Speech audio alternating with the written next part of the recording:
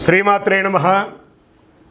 గురవే సర్వలోకానాం విసజే భవరోగిణాం నిధయే సర్వవిద్యానాం దక్షిణామూర్తయే నమః. వసుదేవసుతం దేవం కంసచానూరమర్దనం దేవకీ పరమానందం కృష్ణం వందే జగద్గురుం. సద్గురుకులదేవతాభ్యో నమః. ప్రతి ఒక్కరు కూడా మీ యొక్క గురువులను, మీకు విద్య నేర్పిన గురు, మీ యొక్క ఉద్యోగంలో గురు, మీకు వ్యాపారంలో గురు, మీ ఇంటి గురువులు, జగద్గురువులందరినీ కూడాను ప్రార్థన చేసుకోండి. ఈ నెల మనం చెప్పబోయే ఈ యొక్క జాతక ఫలితమంతా కూడాను గురుగ్రహ స్థాన చలనం, దాన్ని గురు పెయర్చి అంటారు. రానున్న మే 1, 2024 నాడు స్థానం మారుతున్నారు. బృహస్పతి తన యొక్క స్థానం మేషరాశి నుండి వృషభ రాశికి మారుతున్నారు.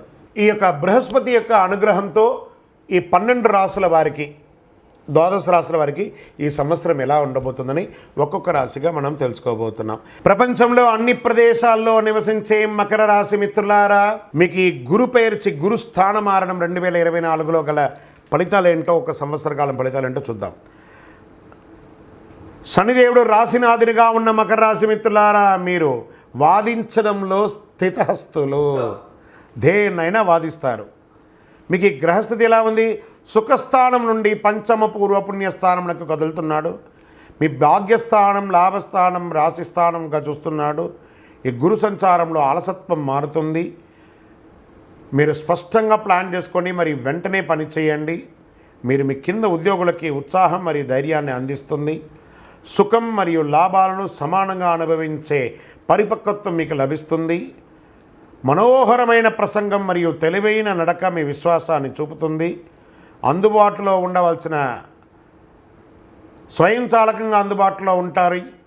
కోర్టు వ్యవహారాల అనుకూలమైనటువంటి తీర్పులు ఇస్తాయి. గృహంలో వివాహం వంటి శుభ కార్యక్రమాలు జరుగుతాయి. పిల్లలు పుడతారు. రాజవంశం పెరుగుతుంది. కుటుంబ సభ్యులు మరియు బంధువులు పూర్తి సహకారం అందించి మీ చేతుల్ని బలపరుస్తారు. ఏ విషయంలోనూ తొందరపడకండి. తప్పులు చేసిన వారితో చేరవద్దు. అసాంఘిక కార్యక్రమాల్లో పాల్గొనవద్దు. నగదు ప్రవాహం ఎలాంటి తగ్గుదల ఉండదు.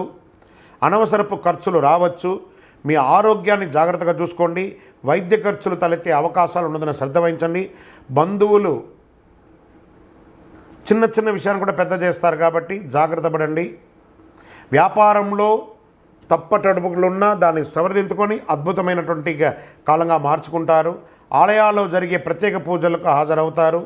ధార్మిక ఉత్తేజం పెరుగుతుంది. మీ సోదరులు మరియు సోదరీమణుల మధ్య విభేదాలు పరిష్కరించుకుంటారు. మీ సంబంధాలను పునరుద్ధరించుకొని బలపరుచుకుంటారు.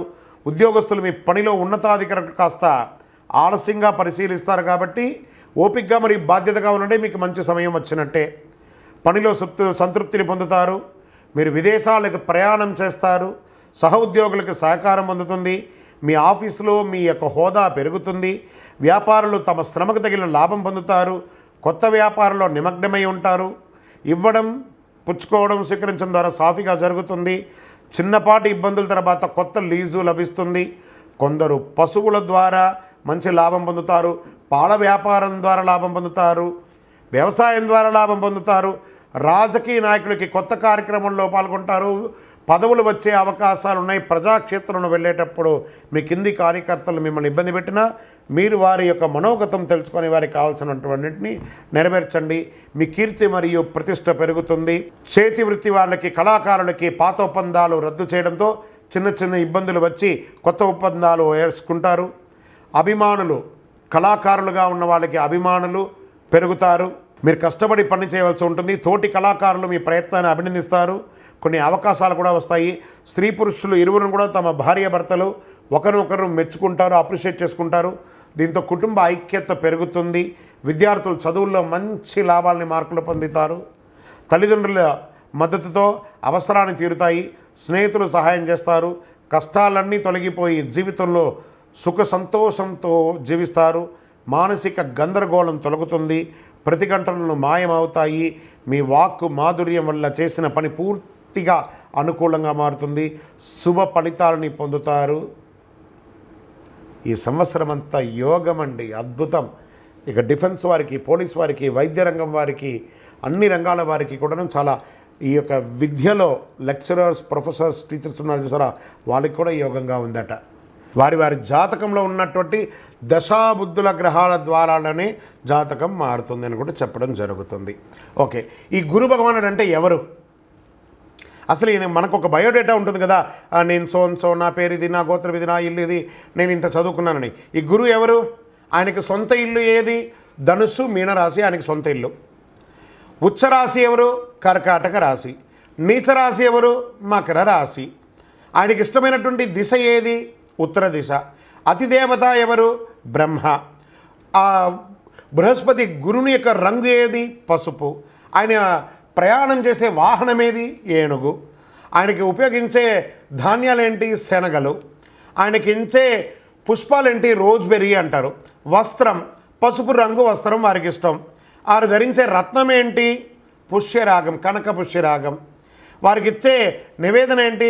శనగల పొడితో తయారు చేసిన అన్నం చాలా ఇష్టం వారికి. వారికి ఇచ్చే లోహం ఏంటి? బంగారం.